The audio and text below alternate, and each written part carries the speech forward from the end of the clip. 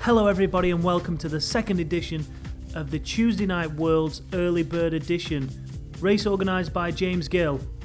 And I was hoping to make this a 5-minute edit, but so much went on in this race that I just had to extend it. So grab a seat, grab a beer, grab a cup of tea, whatever you need to, relax and enjoy this race. It was an absolute corker. Race got underway at 6:30 PM GMT. As I said before, the race leader was James GIll, so he was the pace setter.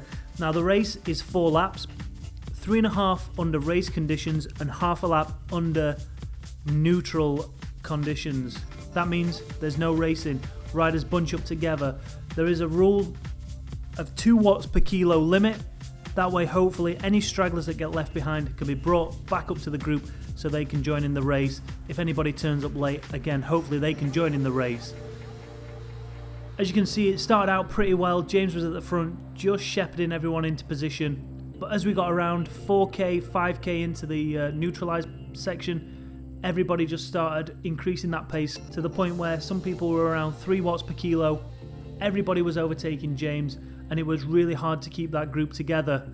Now all these riders technically should have all had a minute time penalty, but there were so many, I doubt James will be worried too much about that.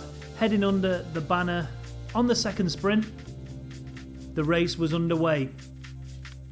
But you can see as soon as the race started, the pace was just crazy. It just went off.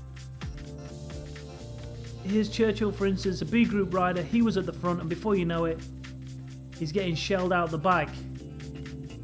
Riders just jockeying for position, just barging everyone out of the way, taking corners at ridiculous speeds. That was real life. Man, there would have been a crash there. Some names from last week to bear in mind. Casey's up there. Mead from Germany. Casey Schum, he's up there again. No Copics this time. Joe Tyler Walker, he's up there. He was last week's winner.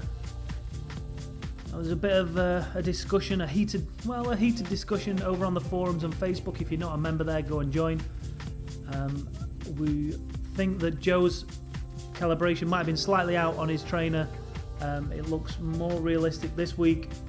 Still in there, still in the pack, but obviously making it a lot harder for himself this week. So hopefully he's had a much better training session than he had last week. We're on board here with Jay Templar, who had a bit of a problem last week. Might have had a power cut, and unfortunately he had almost a certain podium position snatched away from him.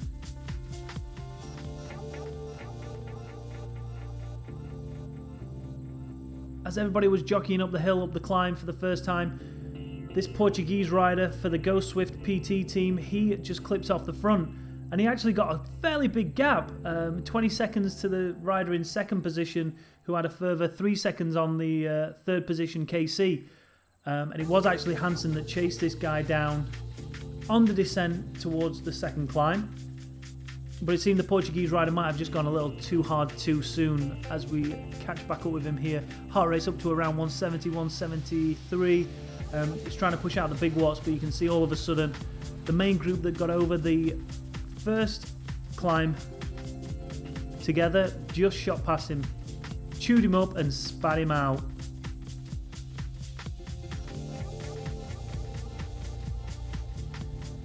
Here's Clark just taking a casual sip on his drink as he crests the second king of the mountains like it ain't no thing.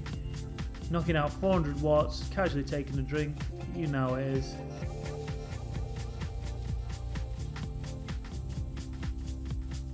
Back at the front, we have Wen, and now Howen has made the junction across. You can see this is a select group of around 14 riders. Now I have a similar issue as to what happened last week. We've got Howen on the front, knocking out around 5 watts per kilo.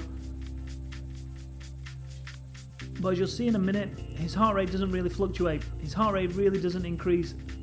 And soon enough, he starts pegging off the front on his own. Let's take it back to the front. We've got Howen here, stretching out a lead. He got a couple of seconds on the group.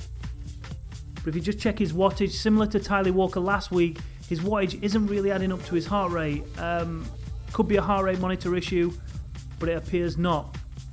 He's He's knocking out 400 watts. His heart rate's 126, 127. It looks like he could be on Z power, and he might have got his calibration slightly wrong. The only rider who's trying to bridge is Hansen. Now Hansen's just knocking out 6.6 watts per kilo. Let's head back into the group now. You've got Bergman there, who's likely a teammate to Hansen, so he might not chase this group down. Here's Andy Self, you can see 6 seconds off the front two riders. This group not looking like it's wanting to chase now. There's Casey Schum just at the front. And I think a couple of the riders have cottoned onto Howen's wild wattage, and I think they're just going to allow him to go off the front now. As you can see there, quick message from Casey, just explaining that they'll help Howen calibrate his trainer, so for future races, hopefully he will be on a more realistic power output. Group's pretty stagnant, no one's really wanting to attack, no one's really wanting to chase it down. They're all happy just to sit there now, just work with each other. The pace is still fairly high, we're above 300 watts. Heart rates are just climbing up there slowly, 152 beats a minute for KC. He's even got time to send messages, so maybe he's sandbagging a little bit. Let's just send him a quick ride on.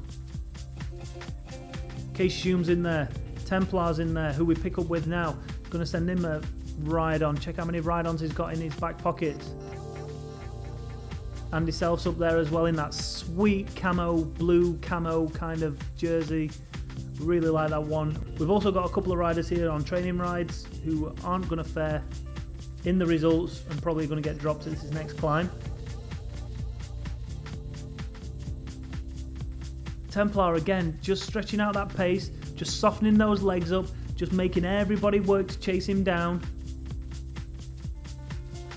And the good thing about Templar is he's got a couple of teammates in there. He's got PK riding for Team DZI, and he's also got KC riding for Team DZI. So if this group does make it to the end, the chances are Team Taxi are going to come into play, and they're going to send one of the riders up the road in search of victory. If anyone's going to chase him down, then they've obviously got two riders there to give him the old 1-2, or the old 1-2-3 maybe. So Win, Schum, the Portuguese rider Gilotto, all still in there. Let's head back.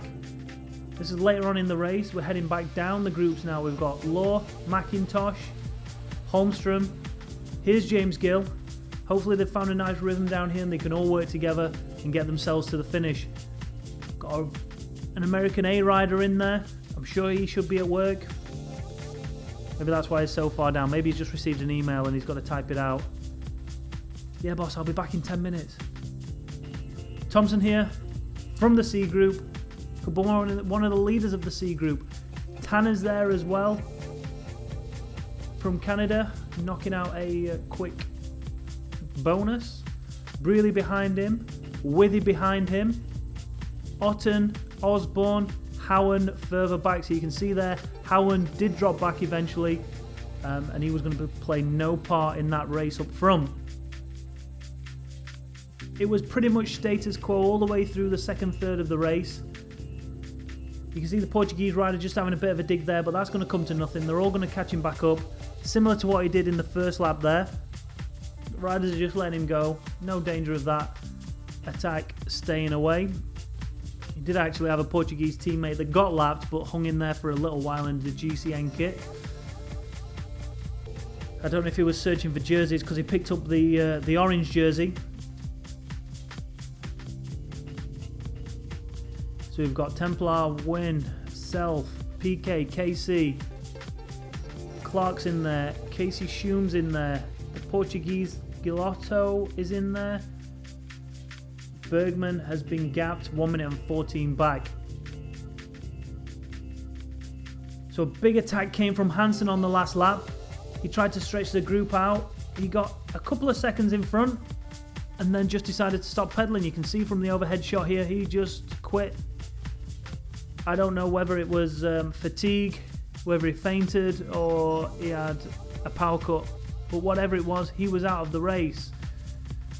So the main group was whittling itself down, either through bad luck or fatigue, but eventually it was down to Casey, Clark, Self, Templar, Wynn and Schum was a select group of 5 riders. Schum was now the orange jersey rider as well.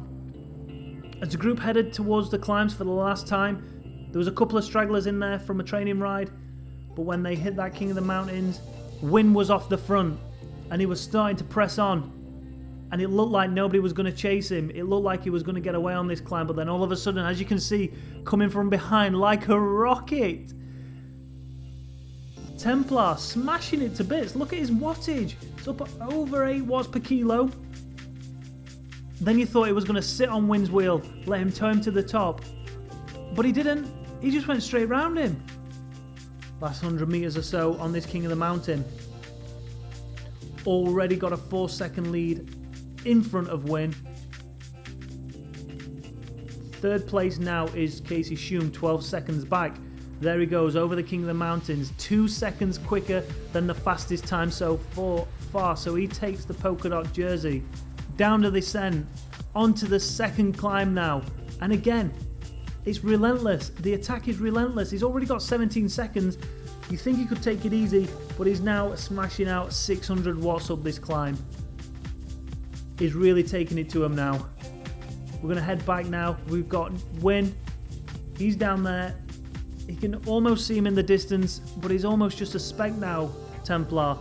As he heads up, crests the climb, he's well on his way to victory. If he can maintain this pace, the victory is his. He's only got 15 seconds on Andy Self, so Andy Self has really put a dig in. But as you can see, Templars under 300 metres to go. The victory is his. He's got it in the bag. Just got to keep an eye on what's happening behind him. Andy Self is in second position. Casey just a couple of seconds behind him. He could catch him. Just makes his way through the AIs. Gets a nice little ride on to finish. Templar takes the victory after bad luck last week. Now further down the road we go to Andy Self, who is going to pick up second position. 5 seconds in front of Kev at the minute. Just hiding behind the buildings there. Here he is coming over the line, having a little bit of a sprint with himself. Again getting another little ride on. Andy Self in second position. And there, just behind him is KC. And then just behind KC, that's Wynn. So all the riders coming over the line fairly close together. There's Clark in 5th position. And then just behind him, 20 seconds down, is Casey Schum on that, I'm going to have to say it, horrible coloured bike. Further down there, we have a race for 6th position, 7th position, Joe Tiley Walker. So obviously his calibration did work, but he was still up there in the top 10. And he just pipped Rooney to the line. Further back down, we have Bergman. Getting another ride on. There's Hugo. And pick this up just before the end here. Here's Holmstrom just sneakily using a bit of a power up to get the better of Churchill. He receives a ride on and comes over the line. Here's Howen. Hopefully he's going to be there next week with a better, more calibrated bike or trainer that he can use and hopefully be with that front group again. There's Churchill coming over the line. Bit disappointed after seeing that power up being used. Here's the Canadian Tanner crossing the line. Brealey on his old school Zwift frame. Love those hoods. And chasing him down there was Thompson. Unfortunately, Thompson couldn't get him on the line. Thompson finished just behind him. And then just behind him was Withy. So there's your official top 20 for this week. Thanks for watching. If you haven't already, please give the video a big thumbs up. And obviously don't forget to subscribe to this channel. If you want to leave a comment, do so below. Let me know what you want to see for next week.